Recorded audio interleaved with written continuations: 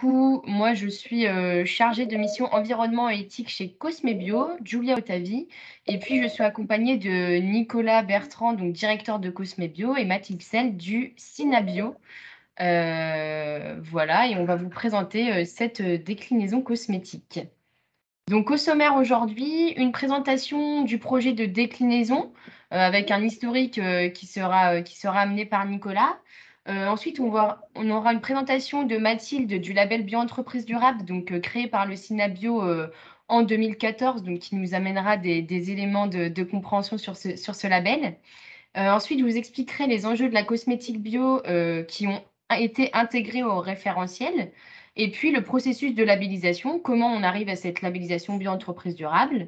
Et enfin, on aura le témoignage de 2 entreprises labellisées bio-entreprise durable, donc sur la partie alimentaire, qui vous feront un retour d'expérience sur cette labellisation. Voilà. Alors, la Au présentation du programme. projet de déclinaison. Nicolas, je te laisse commencer avec l'historique du projet. Donc, Nicolas Bertrand, moi j'ai la chance d'être le directeur du développement de Cosme Bio et puis de travailler avec Julia qui a piloté ce projet. Donc, on est très heureux de vous présenter la déclinaison du référentiel bio-entreprise durable. Déjà parce que c'est issu d'un partenariat avec le Synabio. J'y viendrai un peu plus tard qu'on a, voilà, sur ce partenariat et dans quel cadre il a été réalisé. Mais aussi, surtout, parce que c'est une démarche qui vient dans la continuité des valeurs qui sont défendues par Cosme Bio depuis 2002 et qui ont particulièrement été formalisées dans la première version de la charte Cosme Bio qui a été publiée en 2011, où justement, au-delà de la simple définition technique du produit cosmétique bio certifié, l'association et ses adhérents prenaient des engagements de responsabilité sociétale, de défense de l'agriculture biologique. Et tout ça, ça relève de la RSE qui était déjà au cœur des préoccupations des adhérents de Cosme Bio. Alors après, ce terme RSE, c'est aujourd'hui un terme qui est normé. Il y a la norme ISO 26000. C'est aussi un terme qui est compris par exemple des acheteurs qui peuvent parfois vous imposer des engagements RSE. Nous, on n'y est pas forcément attaché chez Cosme Bio parce que, à la différence de beaucoup d'activités qui se drapent de RSE, qui mettent un vernis RSE sur des activités qui parfois ont un impact négatif sur la société et sur l'environnement, on a la chance d'avoir une activité déjà qui, dans son ADN, apporte un impact positif à la société. Et c'est à ce titre-là qu'en effet, on veut bien se différencier de la RSE que peuvent faire d'autres groupes que je ne citerai pas. Mais j'imagine que vous avez quelques idées en tête. Voilà, on va passer au slide suivant, s'il te plaît. Voilà, donc ces engagements qui étaient déjà formalisés dans la charte Cosme Bio de 2011, on les a revus, on les a reformulés pour que ce soit encore plus impactant, plus clair à travers un manifeste qu'on a publié en janvier 2021. Donc il y a 6 grands engagements dans ce manifeste, parmi lesquels on va trouver la transparence vis-à-vis du consommateur, la réduction des impacts environnementaux ou la contribution au développement de l'agriculture biologique et à la richesse des sols. Donc ce travail de Bioaide sur Bioaide et sur l'adaptation à la cosmétique bio, il n'aurait pu être possible sans la contribution du Synabio, qui est aujourd'hui représenté par Mathilde. Et ça s'est fait dans le cadre de la Maison de la Bio. Voilà, la Maison de la Bio, ça arrive. Voilà, donc c'est une association qui a été créée avec 4 autres partenaires. Donc Cosme Bio est fondateur de la Maison de la Bio. Et cette association a la vocation à réunir tous les acteurs de la filière bio, donc que sont les distributeurs à travers le Synadis Bio, les transformateurs agroalimentaires à travers le Synabio, Cosme Bio pour la cosmétique bio, Forêt Bio, donc ce sont les coopératives et les agriculteurs bio, et le Synadiète, qui est le syndicat de la diététique, donc tous les compléments alimentaires. On va retrouver globalement tous les acteurs de la filière bio, du magasin de la production jusqu'au magasin spécialisé. Et ça s'est fait aussi en partenariat avec une fédération qui existait déjà, qui s'appelle le Natex Bio.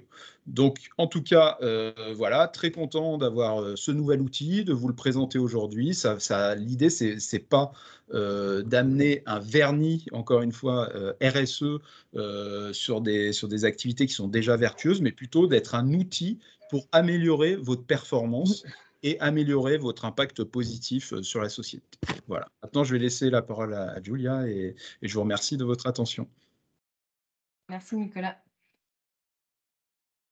Du coup, moi, je vais vous parler un peu de l'adaptation du label en quelques mots. Donc, en fait, pour adapter ce label, donc, qui est de base un label pour l'agroalimentaire sur la RSE, on a monté un groupe de travail côté Cosme Bio. Donc, du coup, j'étais le pilote de ce groupe de travail pour Cosme Bio. Et puis, on avait plusieurs structures. Donc, il y avait notamment François pour les douces angevines, Frédéric des laboratoires Gravier, Samuel de Nature et Stratégie et Pierre d'Aldivia, donc qui ont aidé dans tout ce travail d'adaptation, de l'identification des enjeux à la rédaction. Et puis côté Synabio, on avait Anna, du coup, qui n'est pas présente aujourd'hui car elle est en congé mat, mais qui est remplacée par Mathilde et avec qui j'ai travaillé pendant plusieurs mois sur l'adaptation du référentiel avec du coup le comité de gouvernance du label Bioentreprise durable restreint, vu qu'on voulait voilà, travailler en mode projet et être assez efficient. Et du coup, il y avait Carole de Biocop, Eric d'Equibio, Audrey des Coteaux Nantais et Christophe des Prairies Bio. Et puis, une coordination menée par la Maison de la Bio, avec notamment l'établissement de la convention de partenariat entre nos deux structures, Cosme Bio et le Synabio. Donc, je remercie tous les acteurs qui ont contribué de près ou de loin à l'élaboration de ce nouveau cahier des charges. Leur aide a été très précieuse. Au niveau de l'adaptation du label, je reviens en quelques mots sur les différentes étapes. Donc moi, je suis arrivée en septembre pour Cosme Bio. On a eu toute une partie identification des parties prenantes de Cosme Bio avec la réalisation d'un questionnaire que vous avez notamment pu recevoir en tant que partie prenante de Cosme Bio. Et puis voilà, on a étudié ensuite les réponses de cette consultation de nos parties prenantes. On a identifié les différents enjeux de la cosmétique bio pour voilà, une entreprise cosmétique bio responsable. Et ensuite, on a présenté une revue critique au comité de gouvernance restreint. Et du coup, on a fait un travail. Ensuite, on a affiné la rédaction du cahier des charges cosmétiques qui a été validé lors du comité de gouvernance du label le 16 juin dernier. Voilà pour l'adaptation. Et je vais passer la main à Mathilde pour la présentation du label Bioentreprise durable. Je rajoute juste une petite remarque, c'est que si vous avez des questions, n'hésitez pas à les poser dans le chat. Nous y répondrons à la fin du webinaire, en fait. Voilà, Mathilde, je te passe la main. Super. Merci beaucoup, Julia, pour cette première introduction. Bonjour à tous. Donc, moi, je suis Mathilde Xel. Je travaille au Synabio depuis 4 ans et demi à peu près. Et l'une de mes missions au Synabio, c'est justement le développement du label Bioentreprise durable et l'accompagnement des entreprises qui sont labellisées. Je travaille en binôme avec Anna, donc, qui a été très, très motrice sur ce projet avec Julia, mais qui est donc partie en congé maternité. Et c'est pour ça que c'est moi qui suis là aujourd'hui. Donc, l'objectif sur cette partie, c'est de vous présenter le label Bioentreprise durable pour que vous compreniez quelle a été l'intuition et l'envie du Synabio en créant ce label, de vous donner quelques points de repère sur la RSE, puisque Nicolas en parlait un petit peu auparavant, mais on va essayer de se poser des bases communes pour que vous compreniez bien toute cette présentation. Et puis, je repasserai la main à Julia qui reviendra vraiment en détail sur ce nouveau référentiel version cosmétique. Voilà. Et évidemment, je suis également ravie que ce travail commun ait pu avoir lieu, puisque c'est un vrai élan en termes de développement sur Bioentreprise durable et que l'objectif, c'est évidemment d'en faire un label d'importance au niveau du secteur bio en France. Donc, concrètement, sur la RSE, alors le mot RSE, c'est parfois un peu jargonneux. On l'utilise très souvent pour des grosses structures, pas forcément vertueuses. Ça, Nicolas le disait avant. Mais si on s'en tient au mot, RSE, ça veut dire responsabilité sociétale de l'entreprise. Et ça recouvre vraiment l'intégration volontaire des préoccupations sociales et environnementales aux activités de l'entreprise.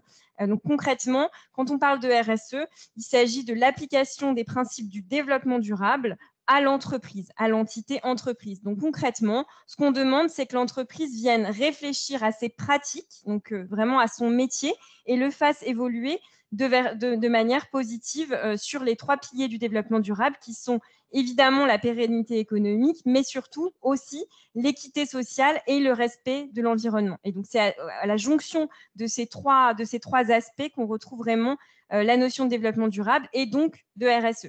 Donc, la petite nuance, on va dire, c'est que il y a quelques années, on parlait beaucoup de philanthropie avec des entreprises qui donnaient de l'argent à des structures pour des bienfaits sociaux ou environnementaux. Là, quand on parle de RSE, on ne vous demande pas de faire du don, on ne vous demande pas de faire de la philanthropie, on vous demande vraiment de faire évoluer vos modèles vers toujours plus de responsabilité.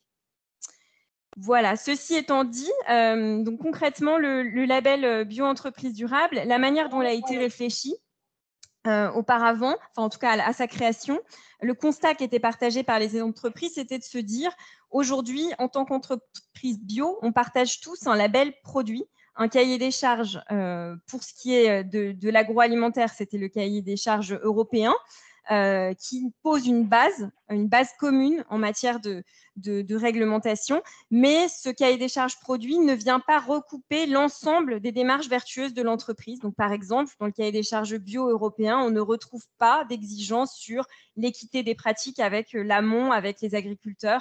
On ne retrouve rien sur les RH, le bon fonctionnement de l'entreprise, alors même que très souvent, dans les entreprises bio, du fait d'une forte présence des valeurs humaines et des valeurs globales de la bio, c'est des bonnes pratiques qui étaient présentes. Donc, le constat des entreprises, c'était de dire qu'il y a une complémentarité entre un label bio qui va être un label produit et qui va affirmer des impacts positifs sur l'environnement et une démarche RSE qui est plus globale et qui va venir labelliser l'ensemble des bonnes pratiques de l'entreprise. Et ça, c'est d'autant plus vrai dans le contexte qu'on traverse aujourd'hui, avec un changement de marché, un changement d'échelle, des ralentissements parfois, des temps un petit peu turbulents. On constate vraiment que le label BioED permet aux entreprises bio d'affirmer et d'ancrer leurs engagements et de les communiquer auprès de leurs clients finaux ou B2B. Donc voilà l'intention un petit peu de base pour le label.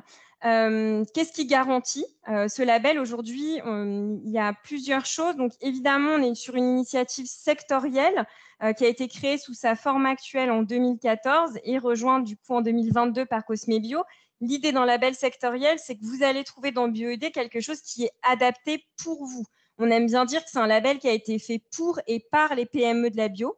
Donc c'est un label qui vraiment est adapté à la fois dans son fonctionnement d'audit, et ça on le verra plus tard, et dans les exigences pour que ce soit facilement appréhendable par des TPE, PME, puisque la plupart des entreprises qui composent le tissu bio aujourd'hui sont des petites structures. Ensuite, c'est également un label qui est décerné sur un cahier des charges issu de l'ISO 26000. Donc, Nicolas le disait tout à l'heure, la RSE, c'est un sujet qui est normé par cette fameuse ISO 26000 qui a la spécificité de ne pas être certifiante. Donc, c'est-à-dire qu'il faut automatiquement un label qui va garantir vos pratiques en adéquation avec l'ISO. Donc là, l'idée de BioED, c'est bien ça. On est basé sur l'ISO, vous pourrez y faire référence et donc ça garantit aussi la solidité et la robustesse de ce label. Et le dernier point, évidemment, quand on dit labellisation, on est évidemment basé sur une démarche d'amélioration continue qui est auditée annuellement par un organisme certificateur indépendant. Et donc ça garantit évidemment la fiabilité, l'indépendance et encore une fois la robustesse de ce label. Et ça, Julia reviendra en détail, je le précise par la suite, sur le processus de labellisation. Donc concrètement, en termes d'engagement sur bio-entreprise durable, donc, on détaillera également tous les thèmes du référentiel par la suite, mais à travers le label tel qu'il existe aujourd'hui, les entreprises se dirigent vers 8 engagements majeurs. Un premier engagement qui concerne vraiment de mettre en fait, de s'engager au service d'une performance globale, donc se décentrer un peu uniquement de l'aspect économique, mais de s'ouvrir évidemment, je le disais tout à l'heure, aux aspects sociaux et environnementaux. Le deuxième engagement, c'est vraiment de travailler sur les conditions de travail que vous offrez au sein de vos entreprises d'un point de vue RH, donc contribuer à l'épanouissement et à l'implication des salariés. Évidemment, d'améliorer vos impacts environnementaux et ça à toutes les étapes du cycle de vie des produits. Donc, c'est vraiment l'impulsion qu'on va donner à travers le label, c'est ne pas travailler uniquement sur votre activité de transformation, mais bien de l'extraction de la matière jusqu'à la fin de vie de vos produits. Respecter les droits de l'homme, évidemment, et favoriser une juste répartition de la valeur dans nos filières bio. Donc, contribuer à garder la bio comme un modèle aussi vertueux au niveau économique, au niveau du modèle économique et de la répartition des coûts. Participer au développement des filières bio. Donc, ça, typiquement, c'est une spécificité forte de ce label par rapport à d'autres labels RSE qui vont exister. Favoriser la qualité nutritionnelle et la naturalité des produits bio. Donc, ça vaut pour l'agroalimentaire, mais vous verrez que ça a été très bien adapté sur le volet cosmétique. Et puis, faire preuve de transparence sur vos enjeux RSE et impliquer vos parties prenantes dans leur résolution, que ce soit clients, fournisseurs, etc. Et le dernier point, c'est évidemment de favoriser l'accès à l'alimentation ou la cosmétique biologique sur vos territoires d'implantation. Ça vous donne un très bref aperçu de tous les thèmes qui vont être traités, de tous les grands engagements portés sur ce label, et on y reviendra par la suite. Maintenant, pour vous donner un petit aperçu de comment se situe Bio-entreprise durable et pour bien comprendre son essence, donc je parlais tout à l'heure d'un label sectoriel.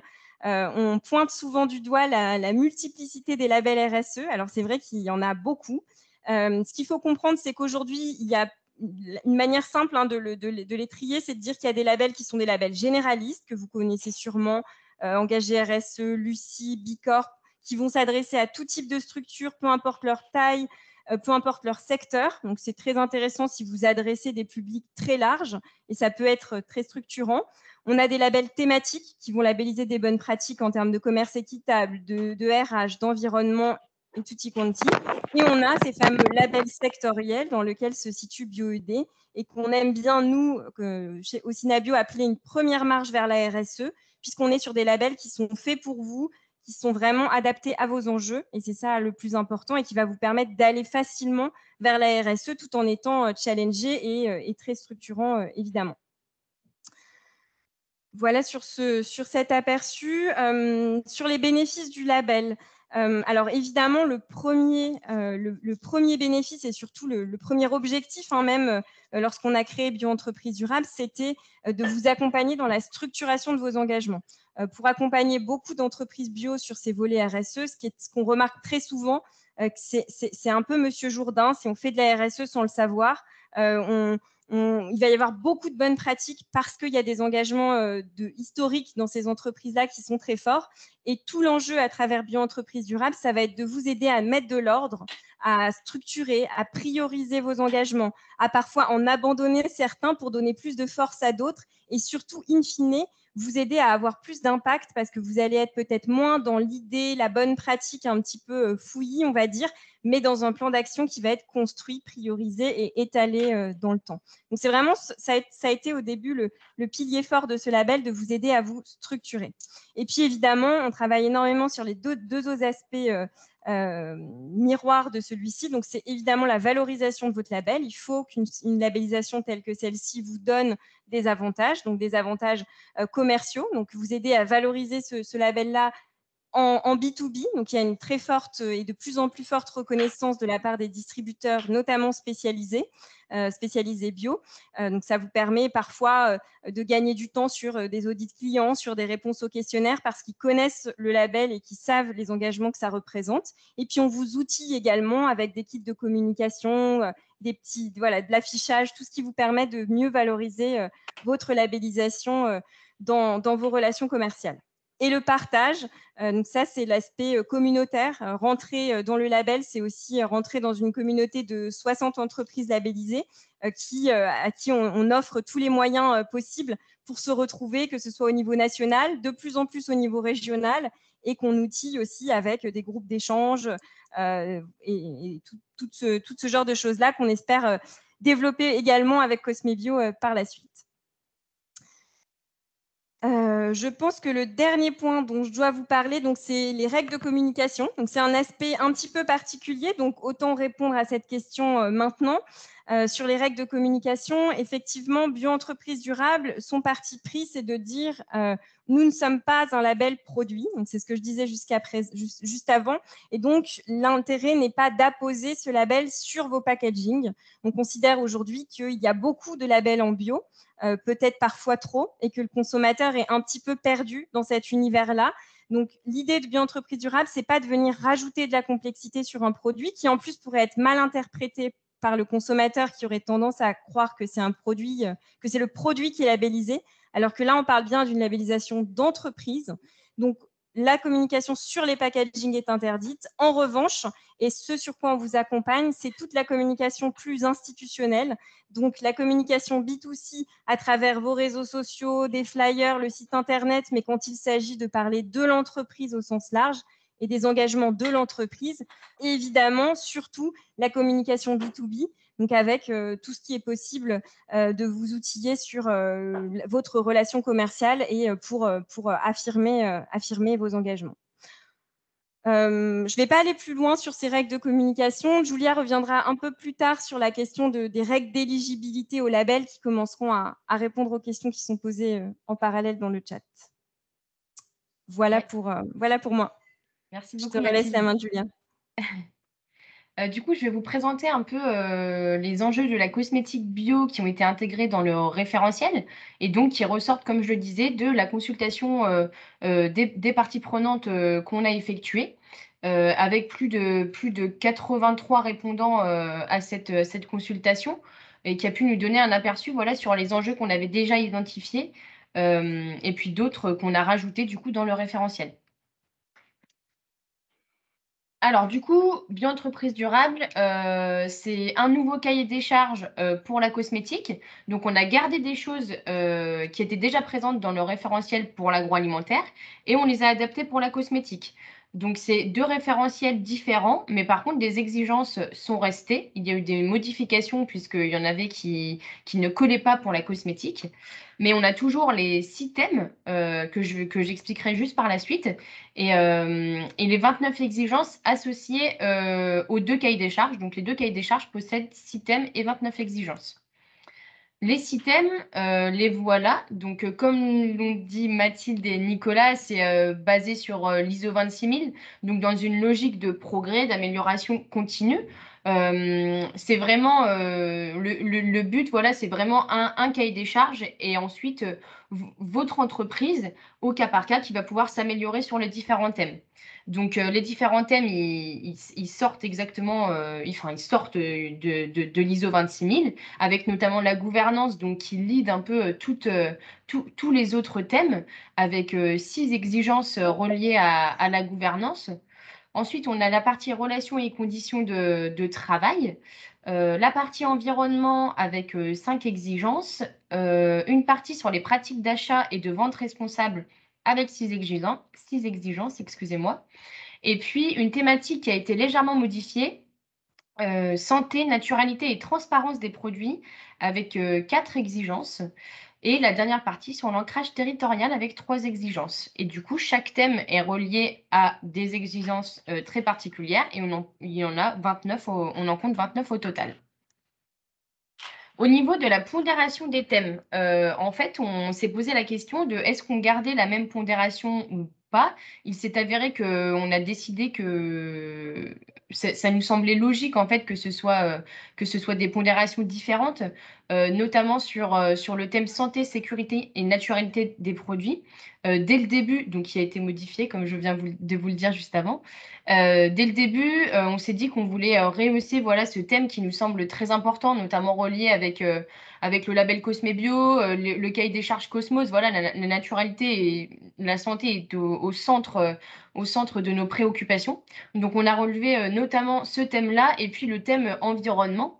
Et en fait, c'est relié à vos réponses de la consultation partie prenante qu'on a prise en compte.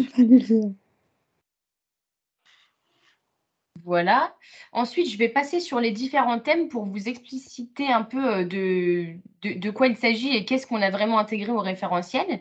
Sur le thème de la gouvernance de l'entreprise, nous n'avons pas fait de modification par rapport au référentiel agroalimentaire. C'était ce qui est ressorti de la consultation des parties prenantes de Cosme Bio, avec plus de 80% des répondants qui étaient en accord avec, sur le fait de ne pas faire de modification. Donc, dans ce thème, on a notamment la prise en compte des attentes des parties prenantes, l'identification des risques RSE, le déploiement de ces engagements RSE, tout ce qui est sensibilisation et implication des parties prenantes, le partage des engagements RSE auprès de ces parties prenantes, externes notamment, et l'intégration de la RSE dans la mesure de la performance globale.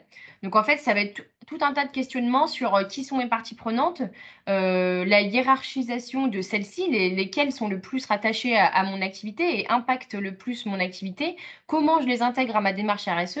Dans un deuxième temps, comment je dialogue, comment j'améliore le dialogue avec ces parties prenantes. Et puis d'autres questions comme par exemple la formation de mes collaborateurs sur les enjeux RSE. Sur le thème 2, du coup, c'est relations et conditions de travail. Ici, c'est pareil, il n'y a pas eu de modification par rapport au référentiel agroalimentaire.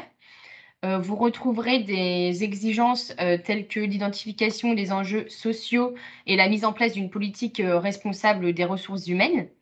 Ensuite, on a tout ce qui est développement du capital humain de ses collaborateurs, le dialogue social et la mise en place de modes de management participatifs, instaurer un cadre de travail sûr et agréable, et puis une rémunération et des avantages salariaux valorisants et attractifs.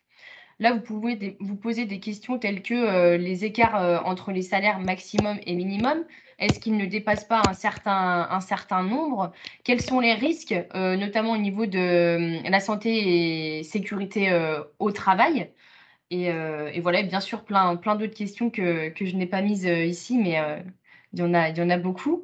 Sur le thème 3, au niveau de l'environnement, les attentes qui ressortaient de la consultation, c'était notamment tout ce qui est logique 3R, 5R, donc que vous devez connaître un peu par cœur, je pense, que j'ai rappelé quand même avec tout ce qui est logique, voilà, refuser, réduction, ensuite réutiliser, recycler et puis rendre à la terre avec composter.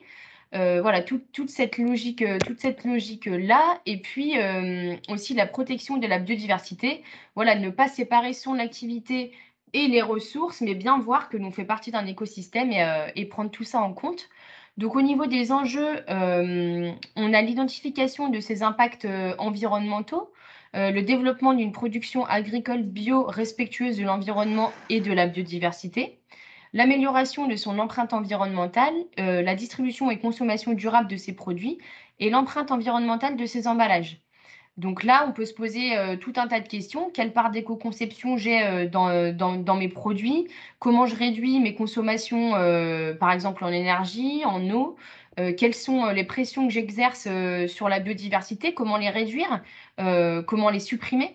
Et comment exercer et comment avoir un impact positif sur la biodiversité, en fait. Et puis aussi, par exemple, la problématique de la juste dose à indiquer pour le consommateur. Est-ce que j'indique, on sait notamment dans les ACV qu'il y a une grosse partie des impacts qui est liée à l'usage du produit. Comment j'en parle au consommateur? Comment je me positionne sur ce sujet-là afin de limiter du coup mon impact et voilà. Sur le thème 4, du coup, pratique d'achat et de vente responsable, les attentes de la consultation, c'était notamment sur le respect des principes du commerce équitable et puis aussi sur la traçabilité des produits. Donc, ils sont directement rentrés dans le référentiel avec tout ce qui est traçabilité des approvisionnements, mise en place d'une politique d'achat responsable, l'accompagnement des fournisseurs. Tout ce qui va être relation équitable et durable, donc avec le respect des principes du commerce équitable, la juste rémunération des producteurs, les contractualisations pluriannuelles, etc. Le développement et la pérennisation des filières bio, tout ce qui est risque lié à la corruption et à l'éthique, et puis les relations pérennes avec ses clients. Donc là, on peut se poser des questions. Quelles informations je demande à mes fournisseurs? comment je dialogue avec eux, comment je les motive aussi à rentrer dans toute ma démarche RSE et comment je les implique. Et par exemple, quelle est l'ancienneté de mes fournisseurs sur le commerce, enfin, sur la thématique commerce équitable du coup. Sur la thématique 5, je pense que c'est celle qui a le plus été modifiée par rapport à l'agroalimentaire. Donc, santé, naturalité et transparence des produits. En fait, la transparence est directement rentrée dans l'intitulé de la thématique, puisqu'elle est ressortie comme un enjeu essentiel dans la consultation. On avait aussi tout ce qui est équilibre entre naturalité et efficacité des produits. Aussi le bien-être animal et l'absence de pétrochimie dans les produits, donc qui est notamment relié à la substitution de l'annexe 5 de Cosmos. Voilà, et donc dans les enjeux, c'est des enjeux qui sont venus raccrocher à, il y avait déjà une partie qui était présente sur la gestion des risques qualité. Donc voilà, on est venu la compléter avec les différentes thématiques dont je vous ai parlé. Et là, les questions sont multiples, hein. Est-ce que je prévois des augmentations du pourcentage minimum d'ingrédients bio dans mes formules? Est-ce que je prévois une vulgarisation de ma listing key sur mes produits pour éduquer le consommateur, l'aider, voilà, faire preuve de transparence avec le consommateur? En termes de transparence, on a aussi l'origine des matières premières. Et puis, par exemple, quel est le budget dédié à la R&D que je fais en R&D pour trouver des alternatives, notamment à l'annexe 5, mais notamment aussi au niveau du bien-être animal pour enlever ces produits-là, enfin ces matières-là de mes produits. Et puis sur le thème 6, donc le dernier thème, ancrage territorial, sur les attentes, on était sur la création d'emplois à l'échelle territoriale, et puis aussi la promotion des savoir-faire locaux, donc qui sont rentrés dans le référentiel, notamment sur la sensibilisation du territoire aux enjeux de la cosmétique biologique. Donc ça, c'est plus la partie sensibilisation, éducation, comme j'en parlais juste avant. Et puis participation au rayonnement et dynamisme de ces territoires d'ancrage. Est-ce que je m'implique dans des réseaux territoriaux, par exemple? Est-ce que je travaille en circuit court, notamment au niveau de mes matières premières, mais aussi de mes packaging, de mes services en général? Et est-ce que je participe à des actions de solidarité au service du développement durable? Voilà, donc c'était un aperçu de ces thématiques. On vous enverra le référentiel donc après le webinaire où vous trouverez en fait toutes les exigences. Là, c'était un peu, on ne pouvait pas tout vous montrer aujourd'hui, mais voilà, vous pourrez retrouver le document par la suite. Je vais vous parler un peu plus du processus de labellisation. J'imagine que ça doit vous intéresser si vous visez une labellisation RSE et pourquoi pas bio-entreprise durable. Du coup, les conditions d'éligibilité, ça sera selon le chiffre d'affaires labellisé Cosme Bio ou Cosmos Organique. Donc, en fait, sur un chiffre d'affaires inférieur à... Enfin, il faut au moins 10% du chiffre d'affaires qui est effectué sur la vente de produits portant le label Cosme Bio ou la certification Cosmos Organique pour être éligible au label. Et en fait, si vous êtes entre 10% et 50% de votre chiffre d'affaires qui est labellisé Cosme Bio ou Cosmos Organique, vous avez un droit de communication restreint. Vous n'avez pas tous les droits de communication. Et il faut avoir en fait plus de 50%, enfin au moins égal à un chiffre d'affaires au moins égal à 50% ou supérieur à 50% du chiffre d'affaires équivalent à la vente de produits labellisés Cosme Bio ou sur la certification Cosmos Organique pour être éligible au label Bio-entreprise durable avec les pleins droits de communication. Donc avec les règles de communication qu'on connaît, vu que Mathilde nous les a présentées juste avant. Et autre point important, la labellisation bio-entreprise durable est uniquement accessible aux adhérents Cosme Bio. J'imagine qu'il y aura des questions sur ce sujet, on pourra peut-être y répondre par la suite. Sur le parcours de labellisation, en fait, on a calqué en fait sur le parcours existant, hein, on n'a pas inventé ça pour Cosme Bio. Donc la première étape, c'est un autodiagnostic de vos pratiques. Qu'est-ce que vous faites déjà en fait sur les différentes thématiques RSE de bio-entreprise durable? Sachant que nous, on peut vous aider aussi, Cosme Bio, bien sûr, c'est optionnel, mais on propose un diagnostic sur site pour vous aider justement à faire cet état des lieux de vos pratiques. Ensuite, on a une deuxième étape de formation. Donc, en fonction de votre niveau de maturité, vous allez peut-être avoir besoin, ou en tout cas vous sentir euh, motivé ou voilà, par une formation RSE, parce que c'est vrai qu'on ne maîtrise pas forcément tous les piliers de la RSE. Donc, une fois de plus, Cosme Bio est aussi là pour ça, pour vous accompagner sur cette formation. Donc, ça reste optionnel, bien sûr, et je vous en parlerai juste ensuite de ce qui est proposé sur l'accompagnement.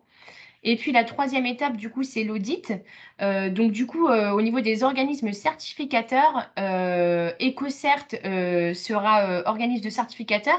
EcoCert était déjà organisme certificateur sur la partie alimentaire et du coup continue sur la partie cosmétique.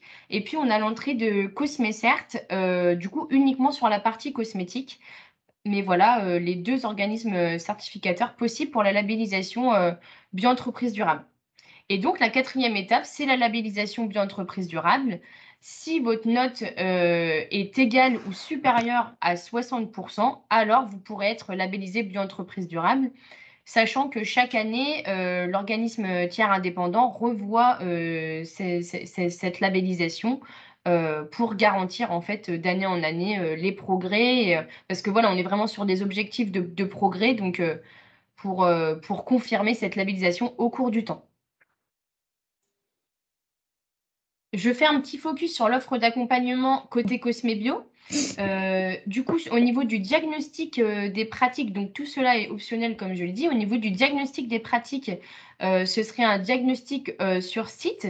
Le but, évaluer votre niveau de maturité et bien sûr définir un plan d'accompagnement et une aide au cadrage du projet en fonction de votre niveau. Et voilà, ça, c'est vraiment quelque chose qui est fait au cas par cas pour vous aider à la labellisation.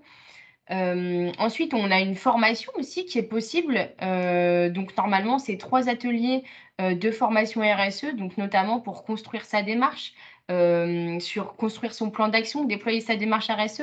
Si vous avez des problématiques spécifiques aussi, on est là pour vous aider. Si vous avez du mal à hiérarchiser vos parties prenantes, vous pouvez nous en parler. Si sur un document d'une politique, par exemple RSE, vous voulez nous demander des conseils, c'est aussi possible de notre côté. Et puis, un petit bilan qui est possible pour voilà, avoir les derniers conseils avant l'audit de labellisation, puisqu'on sait que ça peut être un moment voilà, où on se pose pas mal de questions. Donc, on est là pour répondre à ces dernières questions.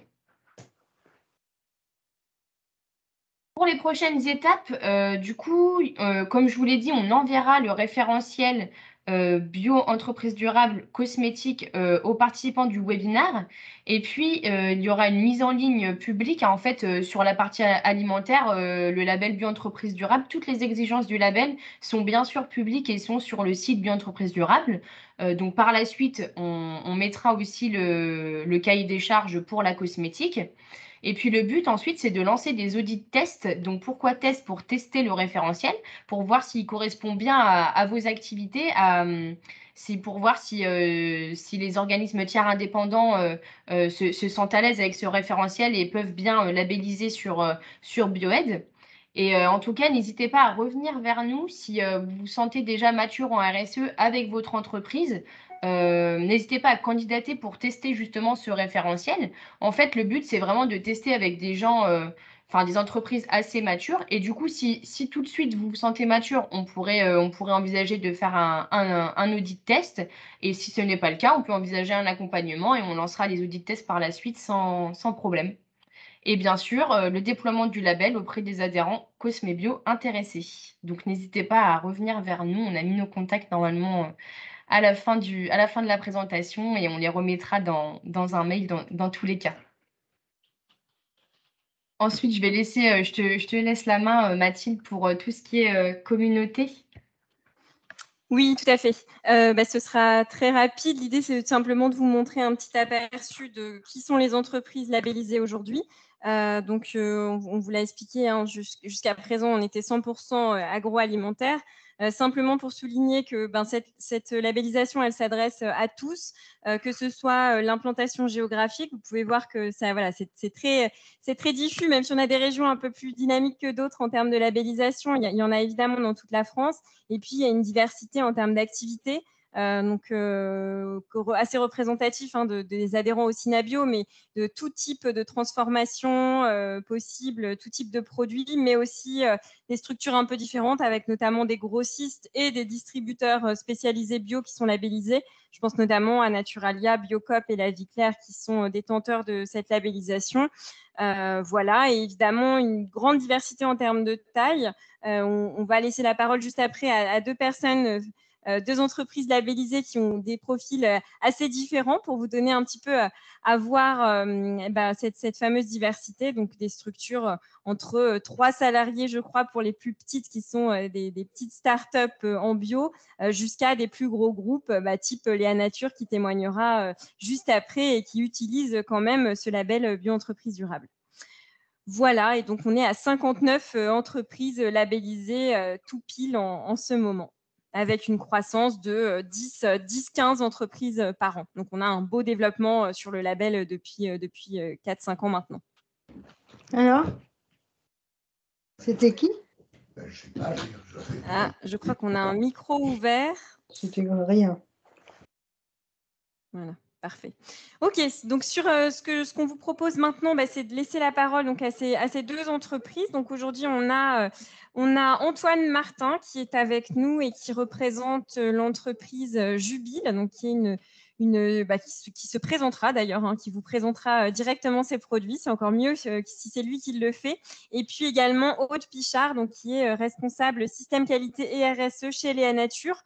L'idée, c'est de leur laisser la parole à tous les deux, à la fois pour présenter l'intérêt qu'ils ont pu avoir sur la RSE au sein de leur structure, pourquoi ils se sont intéressés à ce sujet et en quoi c'est important pour eux, comment ils font le lien, comment ils voient la complémentarité entre bio et RSE, et puis comment ça se passe en termes de pilotage du label bio-entreprise durable, ce que ça leur a apporté, etc. Donc, ce sera un témoignage assez ouvert pour tous les deux. Et puis ensuite, on prendra un grand temps de questions-réponses et vous pourrez évidemment adresser vos questions à Antoine ou Aude directement.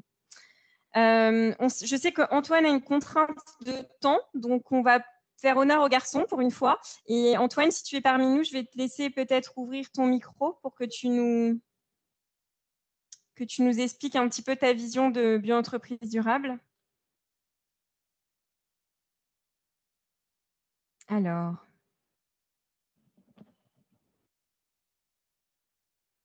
est-ce que... J'ai l'impression qu'Antoine n'est pas là. Julia, tu l'as vu quelque part ou non? Non, je ne le vois pas malheureusement.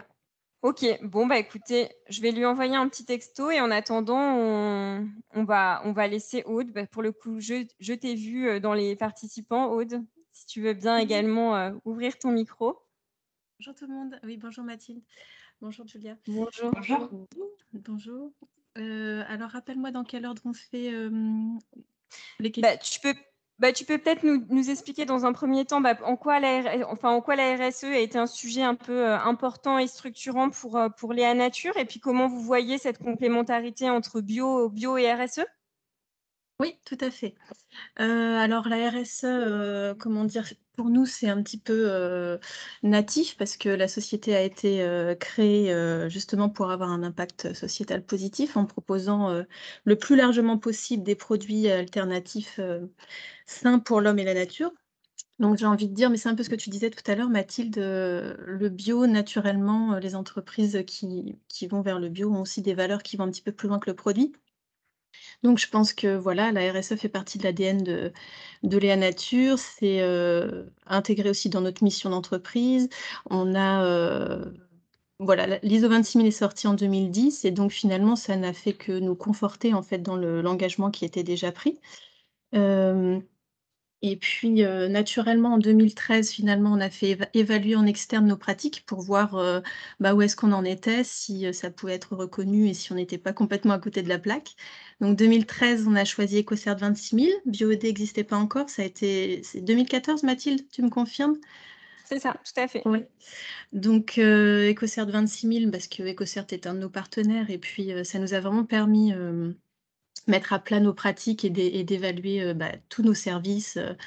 Voilà, en 2015, c'est naturellement finalement qu'on a passé le cap de BioED en tant qu'acteur de la bio. Et puis 2019, ça s'est concrétisé par la qualité de société à mission. Donc j'ai envie de dire que ça s'est fait de façon fluide et naturelle dans notre cas. Et puis BioED aujourd'hui, c'est utilisé comme un prérequis parce qu'on a plusieurs filiales. Et c'est vrai que par rapport à l'ISO 26000 ou EcoCert 26000, c'est un label qui est assez accessible. Vous l'avez vu, il y a une trentaine d'exigences, donc c'est plus facile à comprendre que les 200 pages de l'ISO. Et puis, pour les acteurs de la bio, voilà, ça me semble être une évidence. Donc nos filiales, là, on en a 6 qui sont labellisées. Et donc c'est vraiment utilisé comme une base prérequis pour engager la démarche, en fait. Ok. Voilà, et puis en quoi la bio et la RSE sont complémentaires pour ta deuxième partie de question? C'est totalement, enfin aussi complémentaire et imbriqué, on l'a dit tout à l'heure, faire de la bio, c'est déjà se sentir responsable et se vouloir contributeur. Donc voilà. Ok. Ok, super. Est-ce que peut-être, tu peux, vu que donc j'ai vu qu'il y avait eu pas mal de questions en plus dans ce sens-là dans le chat, mais qu'est-ce que ça va vous apporter côté Léa Nature? Parce qu'aujourd'hui, vous aviez une labellisation qui concernait uniquement le volet agroalimentaire. Vu que vous avez les deux activités, comment est-ce que tu perçois l'intérêt d'avoir 2 référentiels adaptés à chacune de ces 2 activités? Ouais, alors en fait, BioED, ça couvre les 2 activités aujourd'hui. C'est-à-dire que même la partie cosmétique est un peu incluse finalement dans ce périmètre. Alors il y a la moitié des volets qui sont assez transversaux. Je pense à la partie gouvernance, relations, conditions de travail, ou l'ancrage territorial, c'est plus ou moins mené de la même manière. Mais après, ça apporte, disons, alors quand même, il faut que je vous dise que nous, on est quand même à 95% sur le label BioED. Donc, on a une forme de maturité, comment dire, un peu évidente. Et donc, du coup, d'avoir des spécificités, ça va vraiment nous permettre d'aller plus loin et de grappiller les derniers points. Et puis, ce sera surtout sur la partie achat, produits, environnement, parce que les stratégies sont différentes, évidemment, si on fait du produit alimentaire ou cosmétique. Et donc, on est aussi une entreprise qui est de plus en plus grande. Donc, moi, j'y vois un intérêt aussi pour une meilleure appropriation par les équipes et puis comment dire, une mise en avant aussi des particularités. Parce que quand on reste très large, très macro, on ne va pas souligner les points forts ou les points faibles, hein, d'ailleurs, les axes de progrès vraiment spécifiques au cœur de métier. Donc, je pense que ça a vraiment un atout pour ça. Ok. Ok, super, merci. Et peut-être le dernier point qu'on peut te demander, c'est est-ce que tu peux nous donner un petit aperçu de comment vit la RSE chez vous, chez Léa Nature, comment c'est piloté, comment ça vit en interne? Alors, ça vit bien. Non, la RSE en fait donc, moi je suis rattachée donc au groupe, donc on a un comité RSE donc on se réunit 4 fois par an pour, en fait, donner les grandes orientations, revoir tous les 3 ans notre plan d'engagement, enfin, vraiment sur la partie, un peu stratégique. Ensuite, on a le déploiement qui se fait dans les instances dirigeantes, donc, chaque directeur, doit dans ses équipes déployer les différentes actions pour répondre aux objectifs. Et puis ensuite, par filiale, on a des référents RSE, parce qu'on a des filiales qui sont soit des toutes petites entreprises ou moyennes, enfin voilà. Et donc, plus ou moins matures, mais bon, voilà, qui font déjà, comme tu le disais très bien, énormément de choses, mais qui s'en rendent pas compte. Et donc, on a un référent RSE où voilà, on anime une communauté. Heu Et puis, voilà, on a un reporting RSE qui est en cours de structuration aujourd'hui avec un outil pour, vraiment travailler sur, des indicateurs fiables, notamment avec, la nouvelle qualité de société habitation qui nous demande aussi, qui nous met un petit peu plus de contraintes sur le reporting. Donc voilà, on s'ennuie pas et non, c'est passionnant. Mmh. OK, super. Bah, écoute, merci beaucoup Aude pour ce retour. On va pas bien plus creuser parce qu'on est un peu limité par le temps, mais comme je le disais, OK. ben, si vous avez des questions pour Aude, n'hésitez pas à les poser, directement dans le chat ou quand on ouvrira le temps de questions-réponses, juste après. Mais en tout cas, merci pour ces témoignages. Avec plaisir. Super. Alors je crois que dans l'intervalle, Antoine nous a rejoints également. Antoine, je peux te laisser, te présenter peut-être, rapidement et puis, l'idée, c'est que tu nous parles un petit peu de, en quoi, alors vous qui étiez une toute petite structure pour le coup quand vous vous êtes lancés, dans BioAid, quel a été l'intérêt que vous avez perçu à ce moment-là? Quel intérêt tu vois entre une complémentarité entre bio et RSE? Et puis, on peut commencer par ça. C'est déjà chouette. Bonjour à toutes et à tous. Ah, alors on t'entend de très, très loin. Je ne sais pas si tu es en possibilité de te rapprocher un petit peu? Ouais, si je baisse le micro, ça marche Parfait. mieux forcément. Ouais, c'est mieux, merci. Bonjour tout le monde, donc je m'appelle Antoine Martin, je suis le fondateur de Biomer, pour être plus exact, en fait, qui fabrique et commercialise du kombucha, donc une boisson pétillante issue de la fermentation naturelle de thé. Et on a une marque en réseau bio qui est Jubile et une marque en GMS qui est Attica. C'est vrai que nous, on a démarré, on a créé la société en 2017, donc il y a bientôt 5 ans. Et assez rapidement, déjà, on l'a fait aussi par conviction parce que l'idée, c'était vraiment de promouvoir une alimentation plus saine, plus responsable et d'essayer de le faire de la manière la plus vertueuse et la plus cohérente qui soit. Et donc, quand on n'est pas du métier, forcément, on ne sait pas trop par où commencer. Et c'est vrai que quand on a vu, quand on a pris connaissance en fait du référentiel bio-entreprise durable, ça nous a fourni finalement un cadre dans lequel structurer un petit peu le fonctionnement de la société, comment organiser et mettre en place une méthode d'amélioration continue avec des choses assez concrètes et pragmatiques.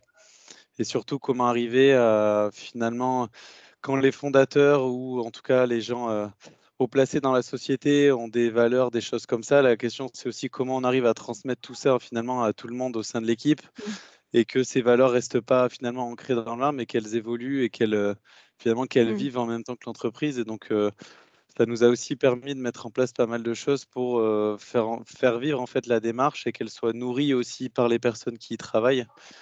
Et du coup, on a mis en place pas mal de choses, notamment nous, on fonctionne avec on a mis en place des réunions RSE, alors soit mensuelles, soit trimestrielles en fonction de l'emploi du temps de chacun et des périodes de l'année, mais pour justement à chaque fois travailler ensemble sur les différents sujets, définir des axes de travail, des pilotes et ensuite se donner du travail pour la fois d'après pour que ça avance concrètement et qu'on ne soit pas juste là à chaque fois à se regarder et à faire des réunions où il ne se passe pas grand-chose entre. Mais disons que voilà, pour nous, ça a été surtout l'opportunité d'avoir un cadre dans lequel structurer vraiment l'activité de la société au sens large. Et ça nous a permis de creuser des choses qu'on ne connaissait pas trop, typiquement la gestion des ressources humaines quand vous n'êtes pas du métier. Comment mettre en place, déjà comment formaliser un peu tout ce qui est politique de recrutement, etc. Comment mettre en place des entretiens, comment évaluer les gens, comment les motiver, comment partager un petit peu la décision, etc. C'est des choses sur lesquelles on a tous des idées, mais on ne savait pas trop comment le mettre en place. Donc ça nous a pas mal aidé. Sur la partie, alors je suis désolé, je devais assister à la base, j'ai pas pu y assister, donc j'ai pas pu voir les différences qui existent entre les deux référentiels, mais notamment la partie aussi appro avec les différents fournisseurs, comment creuser finalement en fonction des catégories de produits, quels sont les enjeux RSE de ces différentes catégories de produits pour ensuite mettre en face des actions qui vont permettre de réduire ou de limiter les risques qui sont associés à ces catégories de produits. Donc ça nous a permis de creuser vraiment, d'aller dans le détail, là où avant on se disait on prend du bio et du commerce équitable et puis voilà quoi, on sait qu'on fait quelque chose qui est positif.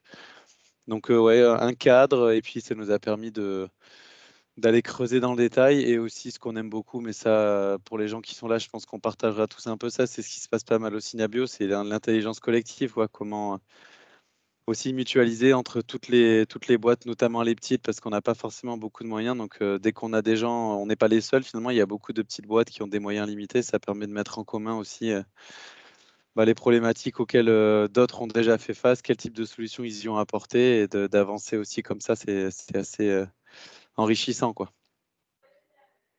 Voilà, je ne sais pas si j'ai répondu à la question ou pas. Oui, oui, c'est très bien. Ça donne déjà un bon aperçu de comment ça vit et quelle est la réalité du label pour ta structure. Juste peut-être pour ce que c'est souvent perçu comme un frein d'être un petit et de s'attaquer à des sujets comme la RSE. Est-ce que tu peux nous donner à titre d'exemple un peu la manière dont ça s'organise chez vous? Comment vous vous êtes organisé au lancement de la démarche? Qui a piloté ça un peu? Est-ce que c'était pas trop de temps? Enfin voilà, pour répondre peut-être un peu aux De craintes toute qu'il façon, peut c'est y sûr avoir pour les petites que structures. c'est des craintes qui sont malgré tout justifiées, hein. Mmh. Malgré tout, après, si vous êtes là, c'est que vous faites sûrement déjà beaucoup de choses sans que ce soit forcément formalisé, sauf qu'une démarche RSE, ça a besoin d'être formalisé, parce que sinon, ça peut être que du vent, entre guillemets. Donc, c'est sûr qu'il va falloir mettre sur le papier tout ce que vous faites, probablement des fois naturellement. Il faut que tout soit écrit, pourquoi ces choix-là, pourquoi pas d'autres, comment les décisions sont prises, tout ça, c'est des choses qu'il va falloir mettre sur le papier. Donc, c'est sûr que nous, ce qu'on a fait, c'est qu'on a pris, au tout début, on avait pris une stagiaire en Master 2, dont ça a été le travail finalement de formaliser, parce qu'il y avait déjà beaucoup de choses, mais de formaliser, de structurer, d'homogénéiser tout ce qu'il y avait déjà et de produire ce qui n'avait pas encore été fait. Donc, on a fait un stage de 6 mois avec quelqu'un en Master 2. Il y a beaucoup de masters aujourd'hui qui se développent autour de ces préoccupations de développement durable, etc. Et c'est comme ça qu'on a mis en place la chose. Et ensuite, on a enchaîné par des alternances. Où en gros, c'était l'alternante. Bon, au début, forcément, c'est pas elle qui pilote, mais assez rapidement, c'était l'alternante qui prenait le sujet en main. Alors, toujours avec moi derrière, mais qui s'est autonomisée aussi de plus en plus parce que c'est des sujets. Bon, après, une fois qu'on a fait le tour du référentiel et qu'on a pris connaissance, le gros travail du début, c'est qu'il y a énormément d'informations à récupérer, à synthétiser, à structurer. C'est ça qui est très complexe. Une fois qu'on a commencé à faire le tour, qu'on connaît bien le référentiel, généralement, c'est vraiment la mise en place qui est longue, quoi. Pour la faire vivre, c'est déjà beaucoup moins lourd. Donc, c'est sûr qu'il va y avoir 6 mois où ça va être un peu compliqué, où ça va demander du boulot. Il y en a certains qui préfèrent le mettre dans le business. Moi, je pense qu'aujourd'hui, vu ce qui est en train de se passer, avoir un label qui garantit que vous ne faites pas juste un joli Instagram, mais qu'il y a vraiment des valeurs, des engagements derrière et une vraie démarche, ça me paraît être, en tout cas, ça va devenir pour moi un axe de différenciation assez fort, quoi. Donc oui, ça va prendre du temps. Oui, ça va être un peu douloureux au début, mais vous avez Mathilde et Anna. Et je suis désolé, je ne me rappelle plus du prénom de Julia, côté Cosme Bio.